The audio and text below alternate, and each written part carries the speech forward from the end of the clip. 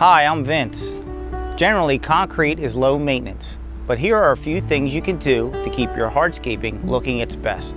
At least once a year, you should scrub down surfaces with a mild bleach cleanser. We don't recommend power washing because it can cause permanent damage and could void your warranty. Any moss, mold, mildew, or algae stains can be removed with a solution like Wet and Forget.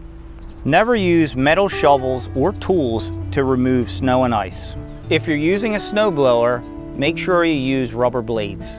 Never use de-icers of any kind. They can cause permanent damage from pitting to cracking. Quality hardscaping and masonry will include a durable sealer, but staining can occur from rusting metal, flower pots, grease from grills, food and drink, or oil and gas. Keep gutters, downspouts, and drains clear because water can cause settlement and erosion, voiding your warranty. So as you can see, hardscaping and masonry don't require a lot of maintenance. Just a little bit of effort keeps it looking good for a long time.